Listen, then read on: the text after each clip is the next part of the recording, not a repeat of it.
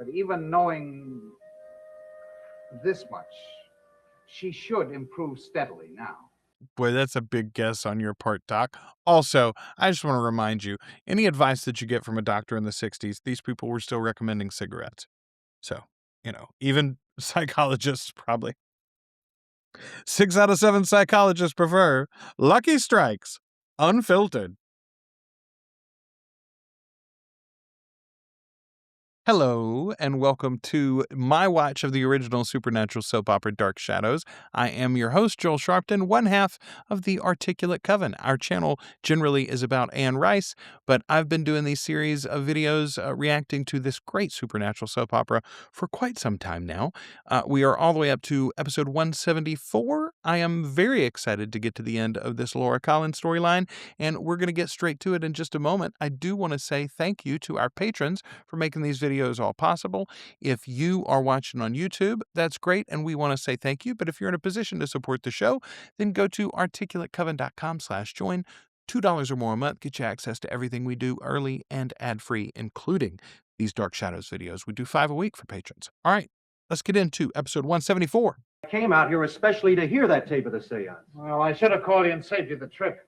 Don't tell me you erased it by mistake. No. The tape was perfectly all right. Every word of the seance was recorded. Then what went wrong? Listen. What? Listen, what sound do you hear?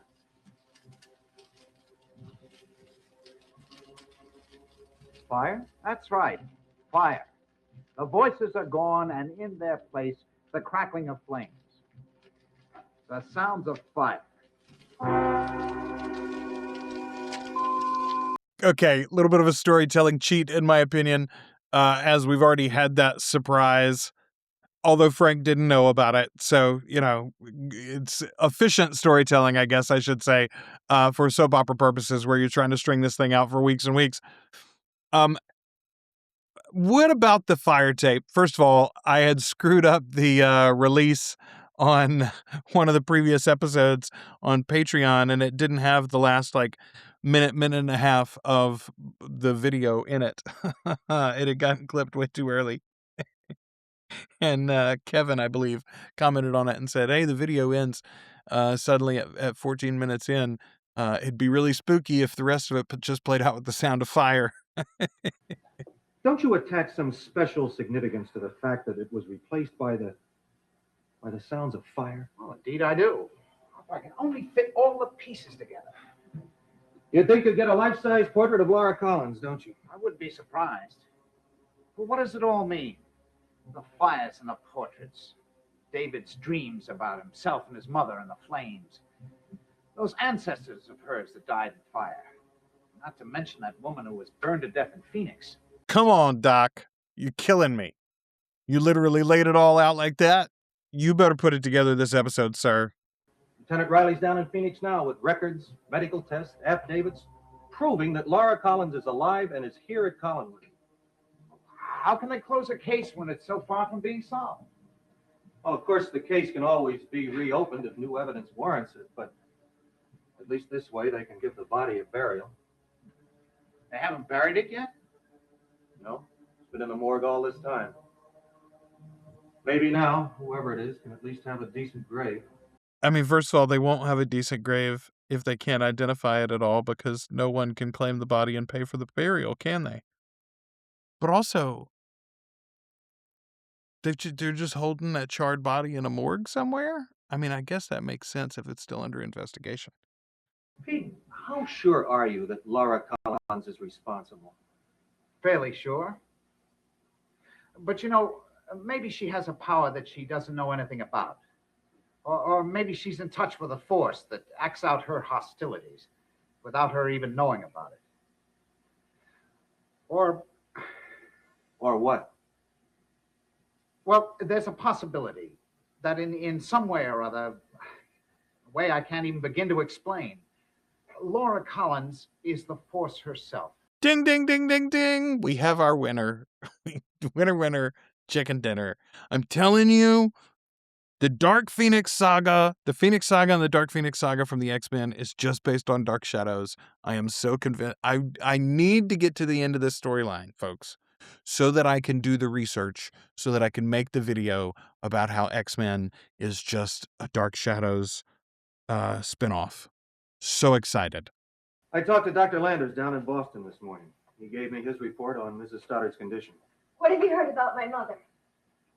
Carolyn, just calm down. Tell What her. have you heard? Tell me, is she any better? Maybe improved, very slightly improved is the way I should have put it. Improved in what way? Well, according to Dr. Landers, her pulse rate and her temperature are much closer to normal. Can she speak, though? No. As a matter of fact, she still isn't even able to move. Can't move, can't speak. I shouldn't have let you get your hopes up, Carolyn. I'm sorry. Please, let me go see her. What would the point be? Maybe she'd recognize me. I mean, at least it could cover if she really can't speak, if she can't move around. Like,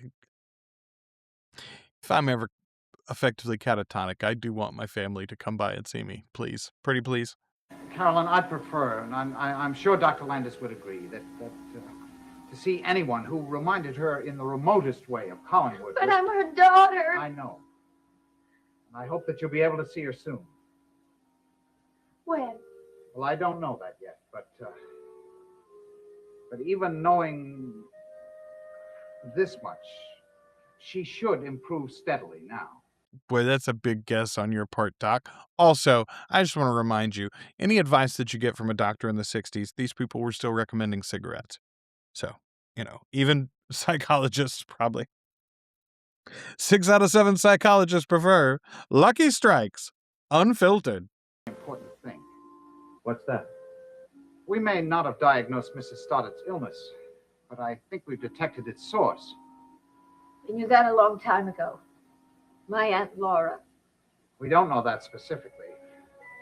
But the one thing we do know is what seems to affect her in the most positive way. And what's that? Distance. Distance from Collinwood. We know now that the source of the illness is here. Again, I don't think that you do know that. She was in the hospital and wasn't getting better for a long time. I think what has happened is that Laura has been distracted by this seance business, and so some of her focus on Elizabeth has been weakened. Dr. Guthrie have gone for a walk around the grounds, but they should be back very soon. Well, I guess I can find him. No, I don't think so. What do you mean? Well, you might be walking in opposite directions and never even know it. Didn't he say where they were going? No, but you can wait for them here. Well, I'd leave the papers here for him to sign, except that I'm supposed to get him back to the office as soon as I can. Then you might as well wait in the drawing room where you'll be comfortable. Okay, thanks. God, Carolyn ain't too busy worrying about her mama to make a play at Joe, is she? She's like, let me talk to you, Joe. What you know, Joe? How's it go?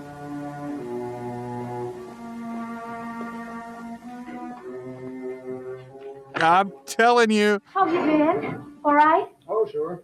You? Not so hot. Oh, yeah, I can imagine. How's your mother? Improved, Oh, yeah? but not very much. Put on the sob story, Carolyn. Dear Joe. That must be kind of rough on you. Oh, I'm used to feeling kind of bad, but always before my mother was here, I always had someone I could turn to. You know, like my mother. Well, remember last time I told you we were kind of friends, didn't I? I know. Well, then. No, I can't do it, Joe. It wouldn't be fair. Oh, what do you mean it wouldn't be fair? I always turn to you when I need you. Well, if I'm your friend.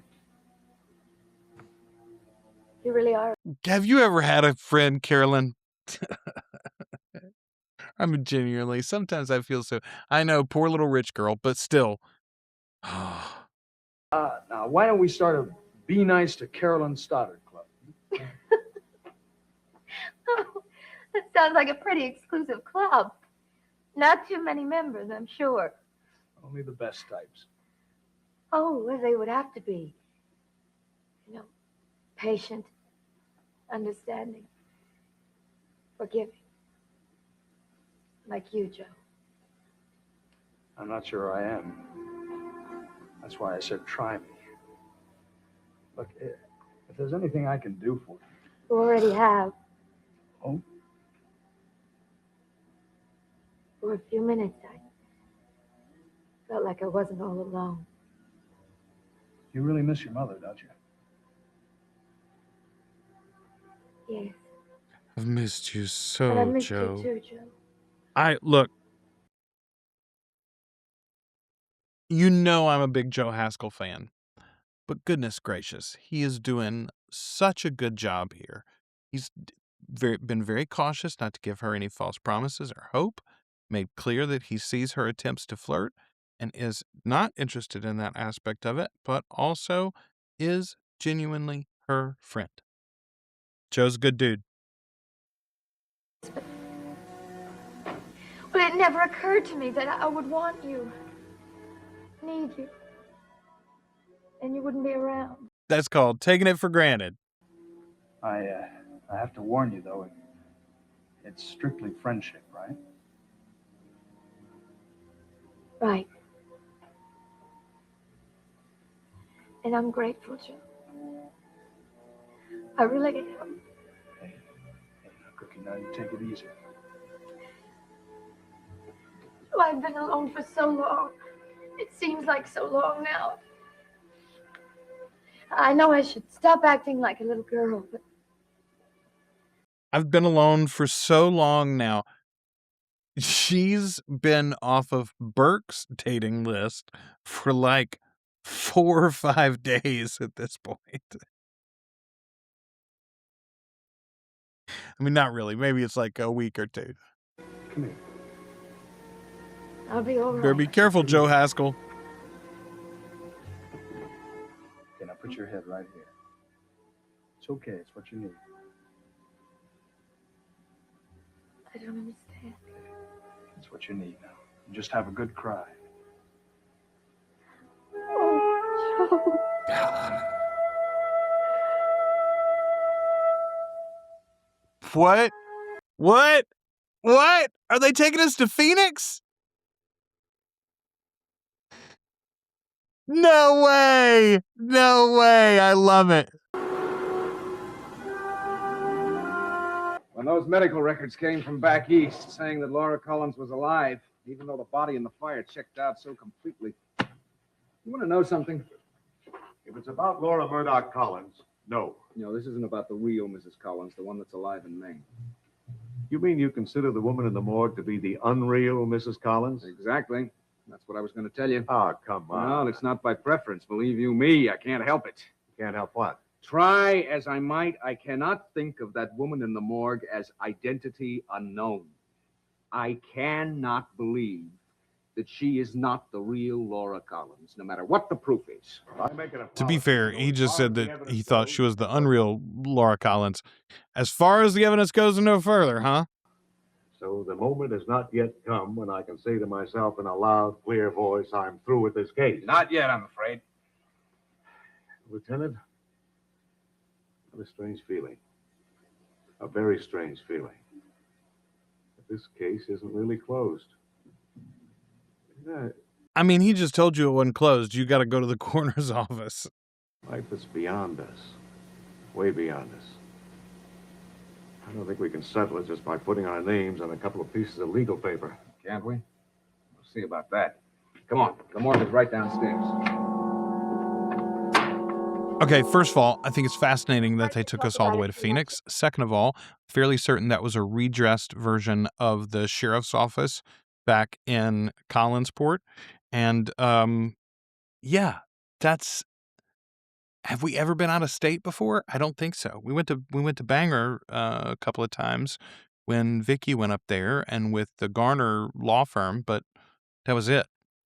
Oh, well, you know, you hear all kinds of things. Like what? Well, that he's really a cop. A cop? You know, something to do with your Aunt Laura and that woman that died in Phoenix. Oh, I wish in a way you were a cop. and that he'd get some evidence against her. But he's not? No. Whatever made anyone think that? Oh, I guess the way he's been asking people questions, like the time he went to Sam Evans about the paintings. But that's part of his work. He's trying to track down all these unexplained things that have been happening. And those paintings were certainly a part of it. Well, he certainly had old Sam shook up. Poor Maggie, she had quite a rough time with him. Sam was sure he was a cop. And more than one night, it took both of us to get him home from the Blue Whale. Yes. Maggie certainly is lucky she has you around to help. You know that I've been seeing Maggie. Of course I know. And there's no reason why I shouldn't mention it when I'm talking to you, is there? Nope, there's not. Because that's his girlfriend. And you're not. That was your choice. There's no reason why you shouldn't mention her anytime you want to. After all, we are friends, aren't we? Are we? I mean, it's up to the both of you, but Joe has made his position on this matter clear.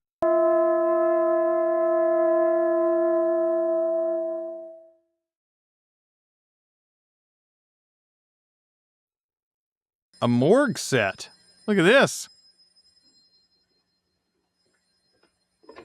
Lieutenant Costa. Yes, he's right here. Hello. Oh, yes, Mr. Garner. Yeah, well, your office told me where you were. I thought I'd give you a call and let you know what's going on out here. Look, is the case officially closed? Yes, we just signed the morgue papers. That releases the body for burial. That does it. Well, I don't know whether to feel relieved or what. I hate to leave it unsolved. So do I, but I prefer it this way to letting it go on indefinitely with no hope of an answer. Well, I guess you're right. Thanks for calling. He didn't call. You called him. Yeah. All right, thank you, Mr. Garner. Bye. Okay, goodbye. Don't tell me they built that whole morgue set just for that one scene. Well, that's that. Riley says that things are finished in Phoenix. Well, you may be relieved, but I'm certainly not. Oh, Carolyn, now what would have been the point of dragging this case out? Couldn't possibly lead anywhere. It might have proved something against my Aunt Laura. Carolyn, we're not trying to prove anything for or against anybody. Yes, but if you Trying all to help the agree mother. that there's one Our source first of the and last malevolence, goal, isn't it? then, getting the malevolence out would also help Elizabeth. Look, Carolyn, if Mrs. Collins had been implicated in that death in Phoenix, it might have diverted all our efforts here. I think we should be glad it's over. Maybe you're right. But when are we going to prove something against her? When?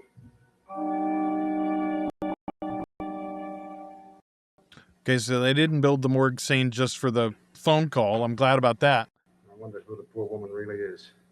There's always something sad about an unidentified grave. Hey, wait just a minute.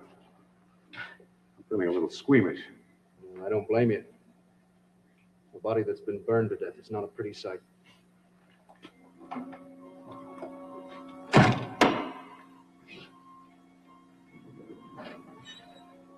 Now, what's the trouble? I don't know. I don't understand this. There's no body. You opened the wrong one. No, I didn't. This is the right one.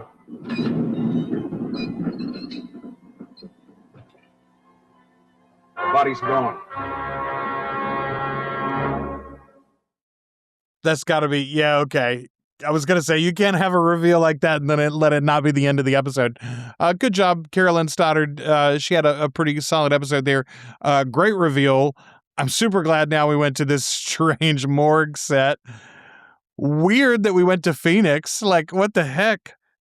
I mean, that just opens up. I wonder if they will do it very often in the future to go to another location. That's even unlike most soap operas in the modern day. As a general rule, like they only do travel storylines as a special sweeps thing or something. Anyway, wow, great episode 174, 175 coming for you soon, especially if you're a patron. If you are watching these on YouTube, check them out at articulatecoven.com/join.